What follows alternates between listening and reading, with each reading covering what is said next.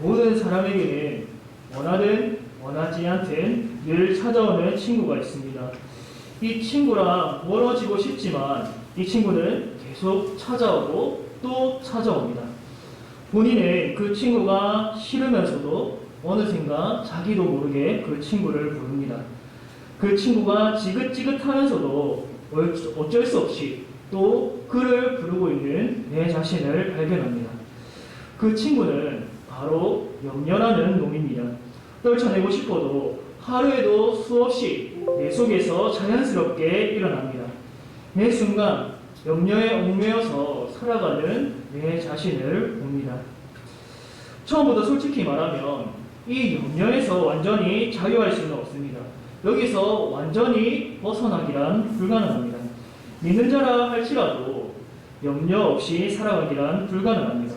오히려 자신은 모든 염려에서 자유하다 말하는 자가 더 위험합니다. 염려 중에는 건강한 염려도 있는데 자기 몸이 허약해지고 병드는 걸 염려해서 몸에 좋은 음식을 먹고 운동을 주기적으로 하는 사람이 그러하다 할 수 있습니다. 자신은 몸에 대한 아무런 염려가 없다면서 몸을 잘 돌보지도 않는다면 그 사람의 몸이 건강하게 유지될 리가 없지요. 자기는 코로나에 절대 안 걸린다고 하면서 마스크를 벗고 아무렇지 않게 돌아다니는 것도 좋다고 할 수 없습니다. 본인 수입이 계속 줄어들고 있으면서도 앞날이 염려스럽지 않다라고 말하는 것은 거짓말하는 것이라 할 수 있습니다. 그럼에도 불구하고 오늘 말씀에서는 염려하지 말라고 합니다.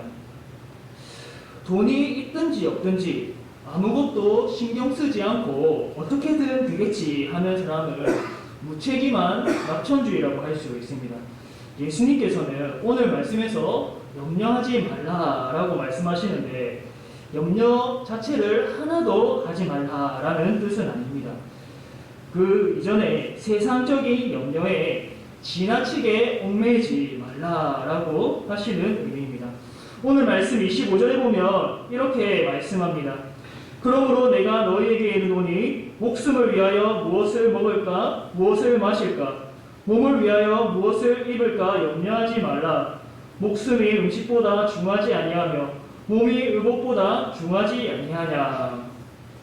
사람이 땅에서 살아가기 위해서는 기본적으로 의식주가 필요합니다. 이것이 충족되지 않으면 인생이 매우 불안합니다. 음식을 먹지 못하면 건강할 수 없습니다. 입지 못하면 오늘과 같은 강추위를 견딜 수 없습니다. 머리 놓을 보금자리가 없다면 이리저리 떠돌아다녀야 합니다. 의식주가 해결되지 않는다면 인생이 아주 비참해집니다. 생존의 위협을 받습니다. 따라서 사람이 사람답게 살기 위해서는 최소한 의식주가 충족되어야 합니다. 예수님께서는 몸을 위하여 무엇을 먹을까, 무엇을 입을까 염려하지 말라고 하십니다. 먹는 것과 입는 것에 관하여서 말씀하십니다. 이는 생존이 달린 문제입니다. 그럼에도 불구하고 염려하지 말라라고 하십니다. 왜 염려하지 말라라고 하시는가? 목숨이 음식보다 중하지 아니하며 몸이 의복보다 중하지 아니하냐. 여러분 이상하지 않습니까? 몸을 위하여 무엇을 입을까? 무엇을 입을까? 먹을까? 입을까? 염려하지 말라고 하시는데 다시 목숨이 음식보다 중하지 않고 몸이 의복보다 중하지 않다고 합니다. 사람이 의식주를 염려하는 이유는 자기 몸을 위함인데 오히려 몸을 위하여 염려하지 말라라고 하십니다. 모순되는 말이지 않습니까? 예수님이 이렇게 말씀하신 이유는 의식주에 관하여서 지나치게 염려하지 말라는 것입니다. 염려에 완전히 얽매여서 몸과 마음을 옥죄는 일을 하지 말라고 하십니다. 영혼이 거기에 붙들려 있지 말라는 것이지요. 영혼이 이 염려에 사로잡히게 되면 아무것도 할 수가 없습니다. 일상생활이 어렵습니다. 항상 불안해하고 자기 몸을 위한 그 염려가 도리어 자기 몸을 해치는 결과를 초래합니다. 염려가 우리의 몸과 영혼을 갉아먹기 때문에 예수님은 염려하지 말라라고 하십니다. 그렇다면 성도는 어떻게 이 염려에서 벗어날 수 있을까? 26절 말씀 우리 함께 읽어보겠습니다. 시작.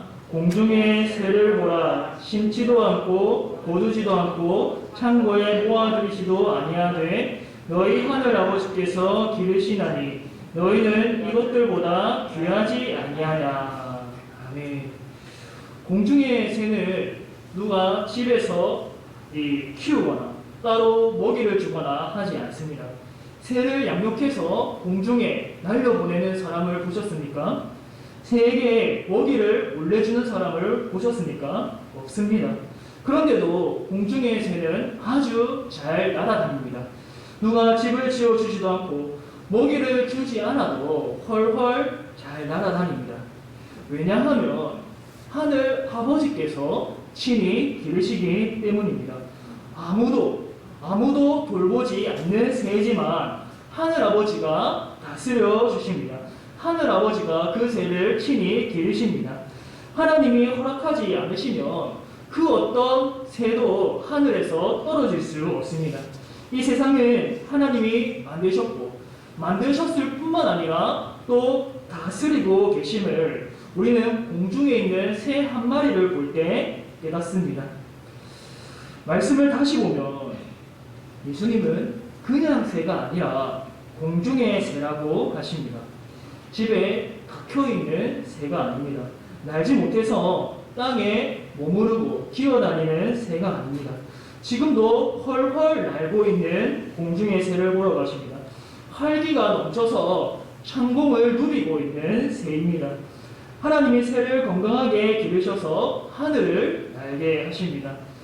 예수님께서 말씀하시고자 하는 바가 무엇인가? 공중의 새를 통해서 무엇을 알려주시고자 하느냐? 하나님이 공중의 새도 이렇게 기르시는데 아버지의 자녀인 너희는 오죽하겠는가? 너희는 공중의 새보다 더 귀한 존재가 아니냐? 그런데 왜 그렇게 이 세상 염려에 지나치게 얽매여 있느냐? 공중의 새를 보면서 깨달아라. 하나님께서 공중의 새를 돌보심을 깨달아라. 너희는 이 공중의 새보다 훨씬 귀하고 가치 있는 존재이다. 아버지의 자녀인데 아직도 이 세상 염려, 근심, 걱정에 얽매여 있느냐? 27절에는 이어서 이렇게 말씀하십니다. 우리 27절 말씀 함께 읽어보겠습니다. 시작. 너희 중에 누가 염려함으로 그 키를 한 자라도 더할 수 있겠느냐? 만약에 우리가 염려를 많이 한다고 하면 먹을 것이 저절로 생기게 되면 계속 염려해도 괜찮겠지요. 염려하다가도 계속 염려하다가 자다가도 떡이 생기고 허약했던 몸이 건강해지면 얼마든지 염려해도 괜찮습니다. 하지만 예수님께서는 아무리 염려한다고 해도 우리의 몸을 키를 한 자라도 더할 수 없지 않느냐고 물으십니다. 그러므로 우리는 이 염려가, 지나친 염려가 우리에게 득이 되지 않기 때문에 이 세상 염려에 얽매이지 않아야 합니다. 우리는 공중의 새보다 여러분이 훨씬 귀하고 가치 있는 존재다라는 것을 항상 기억해야 합니다. 아버지께서 공중의 새보다 여러분을 훨씬 소중하게 여기고 계심을 믿으시기를 바랍니다. 우리가 그 믿음을 가질 때에 지긋지긋한 염려는 손발을 털고 여러분 곁을 떠날 것입니다. 두 번째로 여러분은 들의 백합화보다 더 귀한 존재입니다. 28절 말씀과 29절 말씀 함께 읽어보겠습니다. 시작. 또 너희가 어찌 의복을 위하여 염려하느냐? 들의 백합화가 어떻게 자라는가 생각하여 보라. 수고도 아니하고 길쌈도 아니하느니라. 그러나 내가 너희에게 말하노니 솔로몬의 모든 영광으로도 입은 것이 이 꽃 하나만 같이 못하였느니라. 아멘. 과거 성전에는 야긴과 보아스라는 두 기둥이 있었는데 거기에 백합화 문양이 새겨져 있었습니다. 백합화는 유대인에게 있어 영화롭고 아름답고 순결한 의미를 가집니다. 그런데 이 백합화는 이 성전 안에서 자라는 것이 아니라 들이나 산지 골짜기에서 자랍니다. 간밤에 누가 몰래 들에 나가서 백합화를 기르지 않아도 잘 자랍니다. 예수님께서는 백합화가 수고도 아니하고 길쌈도 하지 않지만 잘 자란다고 하십니다. 이스라엘 역사상 가장 부유한 나라를 통치했던 솔로몬 왕도 이 백합화만큼의 영광스럽고 아름다운 옷을 입지 못했다고 말씀하십니다. 솔로몬의 옷도 백합화가 가진 영광에는 결코 미치지 못합니다. 백합화는 하나님이 직접 기르셨습니다. 하나님이 직접 기르셨고 그 꽃에는 생명이 깃들어 있지요. 솔로몬이 입은 그 의복에는 생명이 없지만 이 백합화에는 하나님이 직접 부여하신 생명이 있고 그 꽃을 하나님께서 친히 기르십니다. 아무리 이쁜 옷이라도 백합화에 깃든 아름다움에 미치지 못합니다. 30절에서 31절 말씀에는 이렇게 또 말씀하십니다. 함께 읽어보겠습니다. 30절에서 31절입니다. 시작! 오늘 이따가 벨 아궁이에 던져지는 들풀도 하나님이 이렇게 입히시거든 하물며 너희일까 보냐 믿음이 작은 자들아 그러므로 염려하여 이르기를 무엇을 먹을까 무엇을 마실까 무엇을 입을까 하지 말라. 아멘. 백합화뿐 아니라 들풀도 하나님이 직접 기르십니다. 그리고 그 들풀은 당시에 아궁이의 땔감으로도 사용됐습니다. 들풀은 사람들이 그렇게 귀하게 보지 않지요. 들에 가면 열려있기 때문입니다. 땔감으로 쓰일 만큼 흔한 풀입니다. 하지만 오늘 있다가 내일 아궁이에 던져지는 들풀도 하나님이 직접 입히신다고 가르쳐 주십니다. 그러면서 하시는 말씀이 하물며 너희일까 보냐 믿음이 작은 자들아 라고 하십니다. 내일 아궁이에 던져지는 들풀조차도 하나님이 이렇게 입히시는데 하물며 너희는 이 들풀보다 더 귀하지 않느냐 아버지께서 자녀인 너희들을 친히 입히신다는 사실을 왜 믿지 못하느냐 이 믿음이 작은 자들아. 즉 먹을 것과 입는 것을 향한 지나친 염려는 이 아버지를 믿지 못하는 불신앙이지요.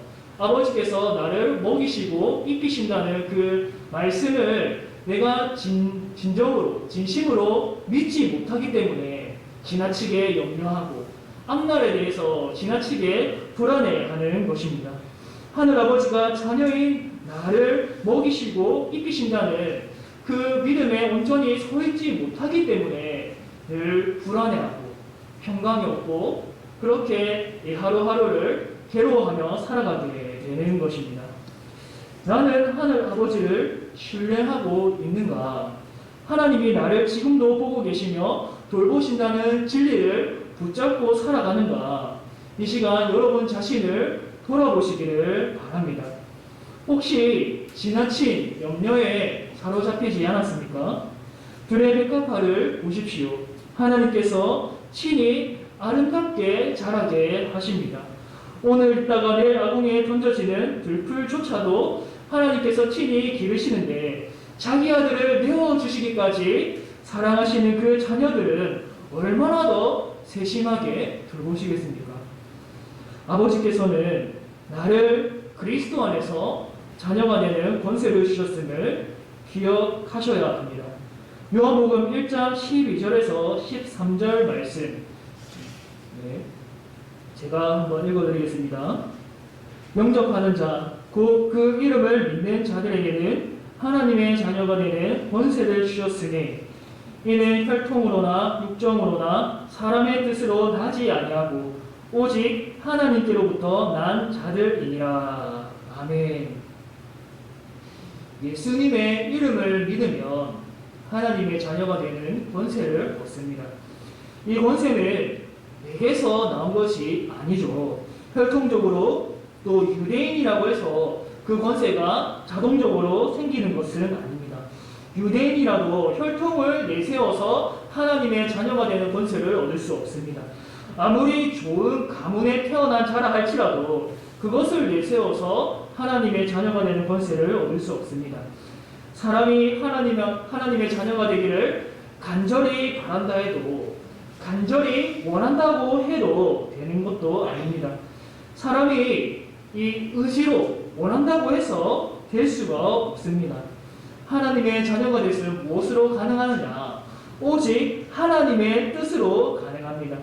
하나님이 우리를 그리스도 안에서 하나님 자녀가 되게 하신 것이지, 내가 뛰어난 혈통이라서, 알아주는 가문에 속한 자라서, 내 신앙심이 탁월해서 된 것이 결코 아닙니다.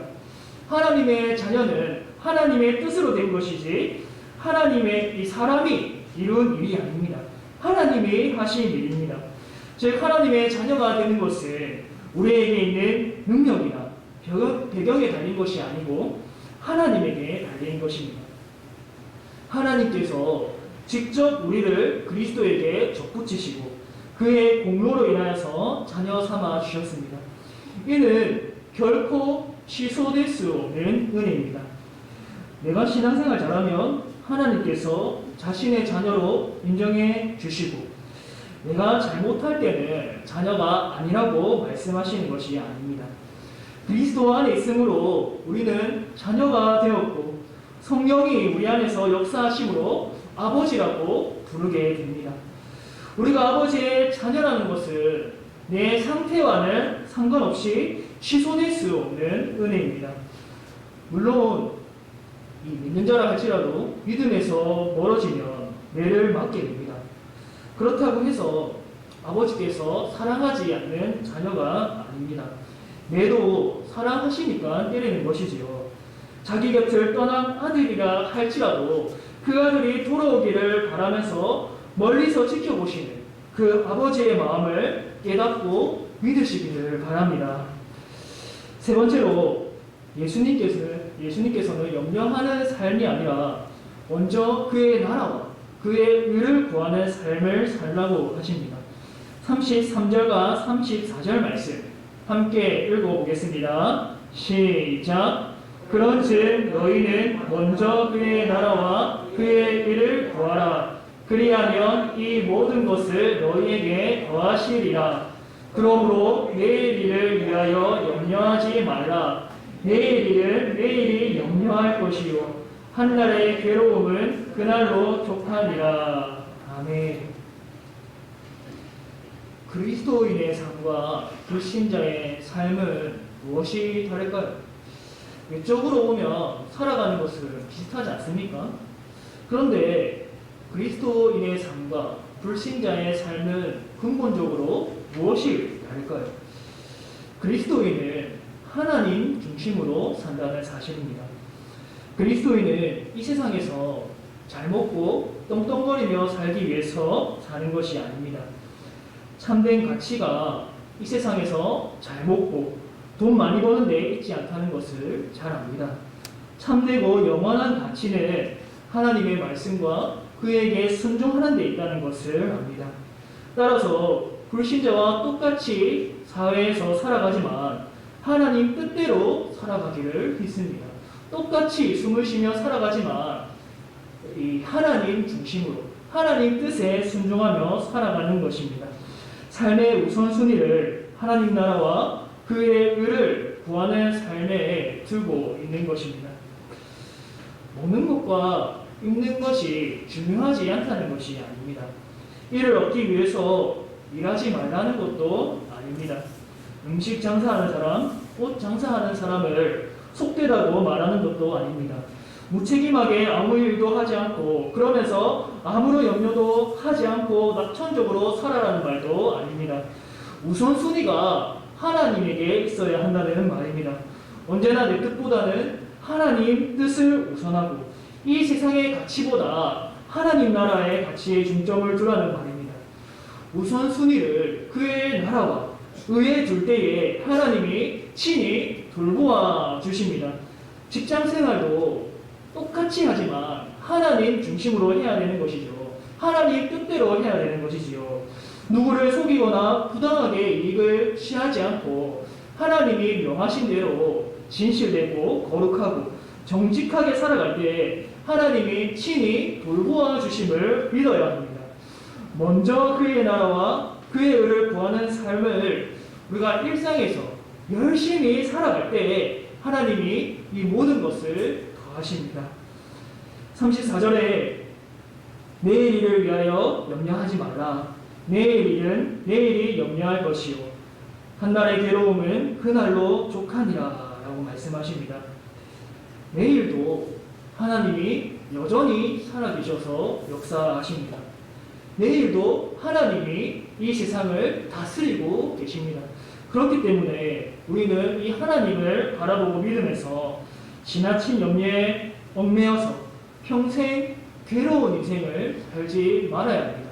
예수님께서는 우리가 이 평강을, 이 은혜를 누리게 하시려고 지금 이 말씀을 하는 것입니다.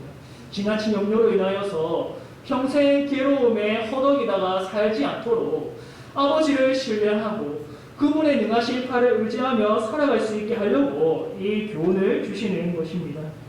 사랑하는 성도 여러분, 공중의 새를 먹이시고 들풀도 입히시는 하늘 아버지께서 그것들보다 나를 더 존귀하게 여기신다는 사실을 믿으시기를 바랍니다. 하나님 아버지께서 그리스도를 사랑하시듯이 그분의 몸된 지체인 나도 사랑하여 주심을 믿으시기를 바랍니다. 하나님이 나를 그리스도 안에서 바라보시듯이 여러분도 자신을 그리스도 안에서 바라보시기를 바랍니다. 그리스도 안에 있는 나를 바라보십시오. 다른 것은 다 있더라도 이것 하나만 기억하시기를 바랍니다. 여러분은 변하지 않는 하나님의 사랑받은 자녀입니다. 하나님의 사랑은 이 사람의 감정처럼 변덕스러운 것이 아닙니다. 영원히 살아계신 그리스도는 하나님의 영원히 변하지 않는 사랑을 나타냅니다. 우리가 삶을 살아갈 때에 염려가 늘 찾아오게 됩니다. 그렇게 염려하는 파도가 매섭게 여러분의 영혼을 엄습해 올 때에 그리스도를 바라보시고 또 그리스도를 통하여서 하늘 아버지를 바라봄으로써 능히 승리할 수 있게 되시기를 주님의 이름으로 축복합니다. 사랑의 하나님 아버지, 오늘 우리를 붙들어 주시고 우리가 이 시간에 주님의 보좌 앞에 나오게 하시니 감사합니다. 하나님 아버지, 우리가 하나님의 은혜를 입었고 또 지금도 하나님의 은혜 안에서 살아가고 있음을 고백합니다. 우리가 어느 때든지 항상 하나님 아버지를 신뢰하게 하여 주시고 공중의 새를 기르시고 백합화와 들풀도 입히시는 하나님께서 그것들보다 나를 더 귀하고 소중하게 존귀하게 여긴다는 사실을 깨닫고 이를 믿으면서 능히 승리하는 삶 살아갈 수 있도록 도와주옵소서. 이 모든 것 예수님의 이름으로 기도드립니다. 아멘. 찬송가 400